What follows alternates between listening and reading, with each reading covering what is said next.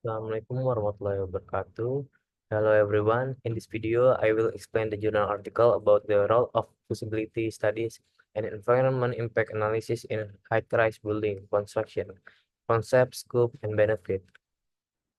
Oke, jadi di awal ini ada abstraknya itu konstruksi gedung bertingkat tinggi menjadi solusi utama untuk mengatasi lahan di kawasan urban yang padat. Namun, pembangunan gedung bertingkat tidak hanya membutuhkan perencanaan struktural yang cermat, tetapi juga analisis lingkungan dan sosial melalui studi kelayakan dan analisis mengenai dampak lingkungan atau AMDAL. Penelitian ini bertujuan untuk mengkaji konsep dasar konstruksi gedung bertingkat tinggi serta pentingnya studi kelayakan dan AMDAL dalam proses perencanaannya. Metode yang digunakan adalah studi literatur dengan pendekatan kualitatif mengumpulkan data dari berbagai sumber akademik dan praktik lapangan. Untuk latar belakangnya itu seiring dengan meningkatnya populasi dan urbanisasi di kota-kota besar, kebutuhan akan ruang hunian dan bangunan komersial makin mendesak. Keterbatasan lahan di perkotaan menjadikan konstruksi gedung bertingkat tinggi sebagai salah satu solusi utama untuk memaksimalkan penggunaan lahan. Bangunan bertingkat tinggi tidak hanya menawarkan kapasitas ruang yang lebih besar, tetapi juga menjadi ikon perkembangan ekonomi dan arsitektur modern di berbagai kota dunia. Langsung kita next saja ke rumusan masalah. Yang pertama, bagaimana penerapan konsep dasar konstruksi gedung bertingkat tinggi. Terus yang kedua, mengapa studi kelayakan dan AMDAL penting dalam konstruksi gedung bertingkat tinggi. Yang ketiga, apa ruang lingkup dari studi kelayakan dan AMDAL pada proyek gedung bertingkat tinggi. Nah, tujuan penelitian jurnal ini yang pertama itu menjelaskan konsep dasar konstruksi gedung bertingkat tinggi, menjelaskan pentingnya studi kelayakan dan AMDAL dalam proyek konstruksi, yang ketiga, mengidentifikasi ruang lingkup studi kelayakan dan AMDAL pada konstruksi gedung tinggi. Manfaat itu, penelitian ini diharapkan memberikan panduan untuk perencanaan dan pelaksanaan proyek konstruksi gedung bertingkat tinggi dengan fokus pada keberlanjutan dan meminimisasi dampak negatif terhadap lingkungan.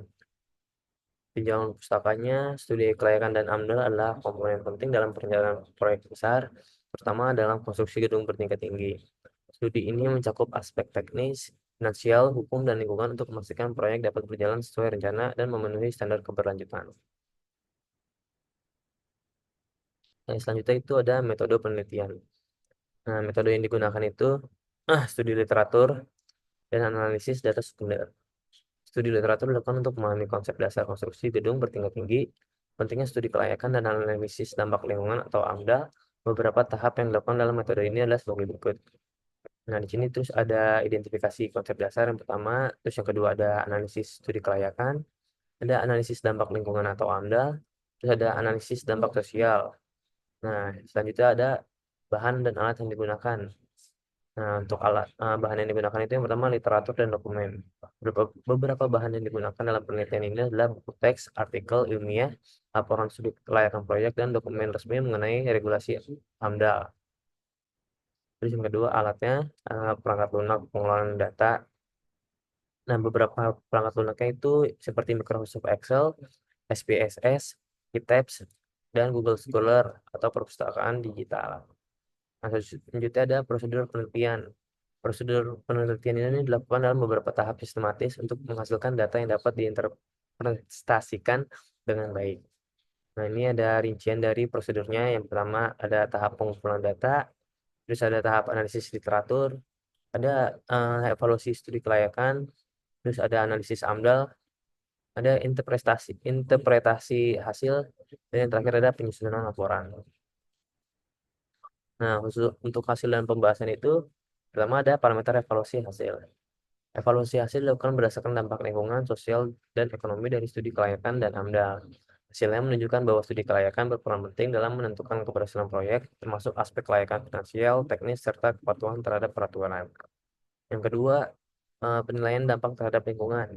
AMDAL sangat penting dalam mengidentifikasi potensi dampak negatif proyek terhadap lingkungan, seperti pencemaran air dan udara, serta kerusakan habitat alami. Hasil penelitian menunjukkan bahwa banyak proyek gagal tanpa AMDAL yang tepat. Nah, ini ada data pendukung mengenai dampak terhadap lingkungan. Nah, terus yang ketiga ada penilaian dampak sosial. Analisis dampak sosial menunjukkan bagaimana proyek konstruksi gedung bertingkat tinggi dapat mempengaruhi masyarakat sekitar, terutama dalam hal penggunaan lahan, kebisingan, dan pemindahan penduduk. Studi ini juga menilai bagaimana kebijakan mitigasi dalam meminimalkan konflik sosial. Terus yang terakhir ada tindakan korektif untuk pelanggaran. Penelitian ini juga menyarankan tindak korektif yang harus diambil ketika proyek gagal memenuhi persyaratan AMDAL atau studi kelayakan. Nah, terus tindakan tersebut meliputi modifikasi desain proyek, pengelolaan dampak lingkungan, serta peningkatan dialog dengan masyarakat. Nah, untuk kesimpulannya, penelitian ini menegaskan bahwa studi kelayakan dan analisis dampak lingkungan atau AMDAL sangat penting dalam proyek konstruksi gedung bertingkat tinggi. Jadi kelayakan membantu memastikan bahwa proyek layak dari sisi finansial, teknis, hukum, dan operasional. Evaluasi finansial dengan metode Cost Benefit Analysis atau CBA memastikan risiko dan keuntungan dapat diidentifikasi dengan baik. Sementara aspek teknis menggarisbawahi pentingnya penggunaan material tahan gempa dan teknologi modern seperti Building Information Modeling atau BIM. Kelayakan hukum juga memastikan kepatuhan terhadap regulasi yang penting untuk mencegah hambatan legal di kemudian hari. Secara keseluruhan, studi kelayakan dan AMDAL memberikan manfaat ekonomi dengan menghindari biaya tambahan akibat risiko yang tidak teridentifikasi, serta manfaat sosial dan lingkungan melalui mitigasi dampak negatif. Studi ini juga membuka peluang penelitian lebih lanjut untuk mengembangkan metodologi yang lebih efisien dalam pelaksanaan studi kelayakan dan AMDAL, serta mengeksplorasi penerapannya dalam berbagai konteks proyek skala besar. Nah, ini untuk daftar pustakanya. Mungkin itu saja dari saya, kurang lebihnya mohon maaf. Wassalamualaikum warahmatullahi wabarakatuh.